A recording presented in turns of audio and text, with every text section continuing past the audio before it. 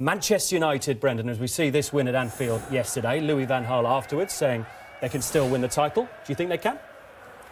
Well, I think if any team in the second part of the season can put a run together, then they'll feel that they can do that. It's obviously a very open league this season. It's a huge win that for them. I've been involved in the games, as is Jamie, where you know how much they mean to everyone. But for them, they kept a clean sheet. They probably weren't so bothered about how they played. They got the 3 points, and they look at where they sit in the table and feel that if they can get a run of 8, 9, 10 wins, they can bring me a great chance. 4 times out of 4 he's beaten Liverpool now, Louis van Gaal. It's a nice habit to have that he's got in these big games. Look at this, 29 points from 16 games against last season's top 6 under Louis van Gaal. Only 3 defeats in that time, and Brendan, he's taken a lot of criticism, as you know. He certainly knows how to win big games, though, doesn't he? Yeah, he's a top-class manager, you know, he's hugely experienced. He's worked at some of the biggest clubs in the world, and he's at Manchester United and won big games. So, but when you're at the big club, it's not just about the winning, it's about the style in which you play, and obviously that has been the criticism that's been labelled at him. But in terms of management, I think he's a top-class manager and has been for many years. Was that a day in a match yesterday that summed up Liverpool's season, Jamie? I think so. Problems at either end. I think there was chances there for Liverpool yesterday to win the game. I think De Gea was rightly man of the match. And we see that with the graphic now and where they rank. And I think with Brendan being here as well, it's probably similar statistics that we saw started the season. Not being able to finish, maybe having that striker. But the one alarming one, as we go down that list, is where Liverpool are bottom of the table, is conceding from corners. And again, that was the problem, where the goal come from. We're going to have a look at the goal. And coming in this morning, my first thought was Jurgen Klopp has to change something within these set pieces because they're conceding too many goals. But we looked at the goals they concede. This is a split screen. At the top, we have the Watford game. Now, he has changed something. This is mainly a zonal system. You see the normal 3, Chan, Skrtel, Sacco, that's normal for zonal. So is this man in the front space, I think it's Adam Lallana. And they have Klein at the back post. So that's 5 men in the zone. And what he's then done is Lucas, Henderson, and it's Firmino there. He doesn't have a man to pick up because Watford have so many men in the 6-yard box. So it's 5 in a zone and 3 picking up. What he changed for the Manchester United game, as we see here, he flipped that. So he went to Kolo Touré, Sacco, and James Milner. So he had 3 in the zone, and then he had the 5 players picking up.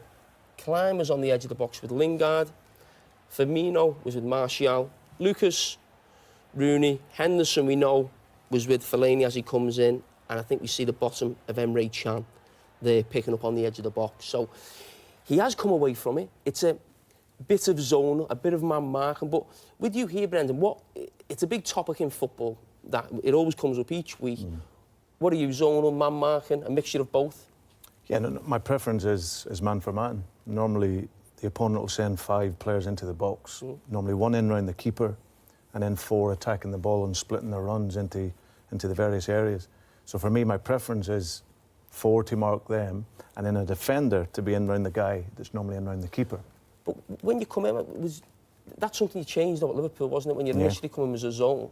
Yeah, well, again, when you're conceding goals, and like Jurgen has probably seen here, they'll have conceded them far too easily. You have to intervene at some point. So whatever your preference is, if you've got guys that can't win the duel 1 versus 1 and are getting beaten too easily, you have to find a different way.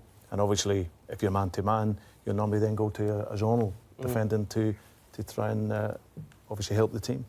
Well, that's the setup anyway. So let's look at sort of how Liverpool's set up. And I just want to highlight the position here of Moreno. His job, as we see with the Manchester United players, every corner, Manchester United had 2 players going out there. So Moreno's job was to go out there and stop that. I just want to highlight the roles, as this will become apparent later. Lallana in the front space, James Milner, as we've shown, was picking up. So that stops the short corner. Liverpool clear the ball. And now we get to the goal.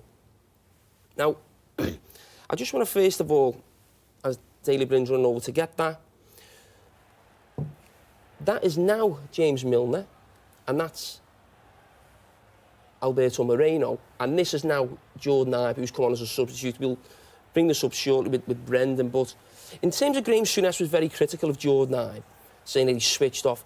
I think if we just highlight him, I don't think he switches off. I think he's well aware of what's going on.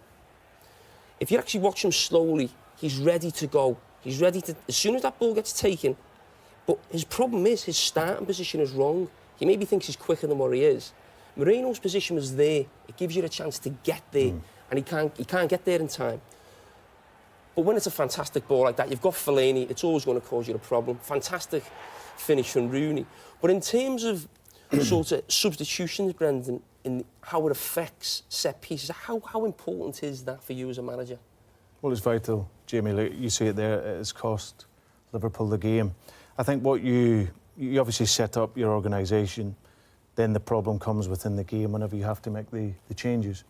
What is vitally important, the coaching staff, the manager, you give the information to the players on the side, and then where there's changes, which happens within the game, you really have to hope that that player goes onto the field and gives out that information, because normally, as I said, if it's a smaller player coming on for a taller player, then there's going to be an adjustment somewhere in the marking. So even when you're making a substitution, the game's going on, forget set pieces. Yeah. Your actually first instruction for the player to go on is to sort the set pieces out, forget what the game's going on, rather than try and organise it at the last minute. Yeah, absolutely. And I always say to players, in particular young players, I think in fairness to young Jordan there, that's just a little bit of inexperience. I think everyone sees he's super fast, he's quick. He's gone out, and probably all the other corners, they maybe didn't play short, Manchester United, so they may be thinking that they won't play it short and it's going to come in first time. It's just his distance, like you said, and he'll get that through experience. But no, the players coming on need to be able to be concentrated on the side of the field. You're not just sat watching the game. You've got to be watching the game and really focused in on what your job is. And then when the coaches or manager takes you through your role at set pieces, it's vitally important.